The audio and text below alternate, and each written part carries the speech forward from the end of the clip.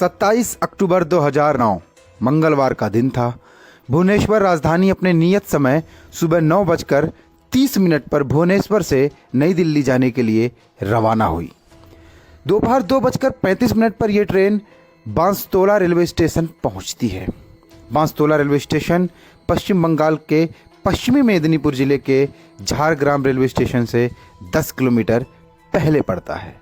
यह स्टेशन घने जंगलों के बीच में है। अगर कोई और दिन होता तो यात्री इस स्टेशन से चारों तरफ फैले प्राकृतिक दृश्य को देखकर निहाल हो जाते, लेकिन 27 अक्टूबर 2009 वो दिन नहीं था। जैसे ही ट्रेन बांसतोला रेलवे स्टेशन के करीब पहुंचती है, ट्रेन के ड्राइवर को ट्रैक पर पेड़ गिरा हुआ दिखता है। चूंकि स्टेशन नज़दीक था, इसलिए ट्रेन की स्पीड धीरे थी। कुछ और आगे बढ़ने पर ड्राइवर को एक पेड़ नहीं बल्कि कई पेड़ और टहनियाँ ट्रैक के बीचों बीच रखे हुए साफ दिखाई पड़े और वहां पर लाल झंडा भी गड़ा हुआ दिखता है। ड्राइवर को लगा शायद आगे कोई खतरा है, इसलिए ट्रैक के किनारे लाल झंडा लगाया गया है। ड्राइवर ने इमरजेंसी ब्रेक लगाया और ट्रेन एक झटके से रुक गई। ट्रेन में सवार यात्रियों को अब तक नहीं मालूम था कि उनके साथ क्या होने जा रहा है। जैसे ही ट्रेन रुकी, करीब 400 की संख्या में नक्सली हाथों में तीर, कमान, कुल्हाड़ी और बंदूक लिए ट्रेन को चारों तरफ से घेर चुके थे और ट्रेन को हाईजैक कर चुके थे। ट्रेन में उस वक्त करीब 1200 लोग सवार थे। कांधार विमान अपहरण कांड देख चुके देश ने पहली बार एक ट्रेन को हाईजैक होते हुए देखा, एक रेल का अपहरण होते हुए देखा।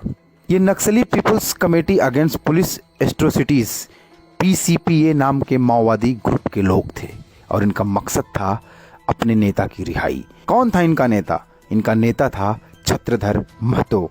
वही छत्रधर महतो जिसने लालगढ़ पर कब्जा कर उसे आज़ाद घोषित कर दिया था।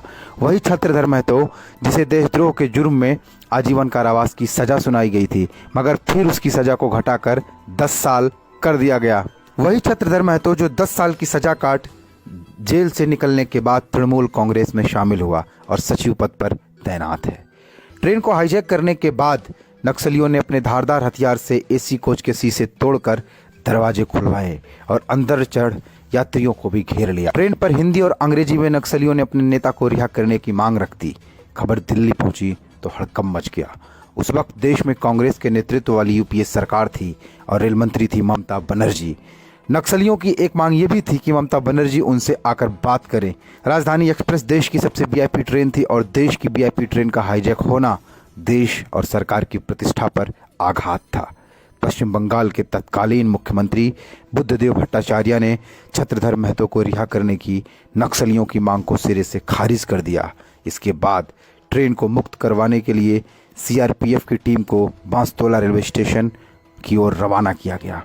CRPF के पहुंचने की सूचना मिलते ही नक्सली निकल गए, लेकिन इस दौरान ट्रेन करीब 5.5 घंटे तक नक्सलियों के कब्जे में रहा।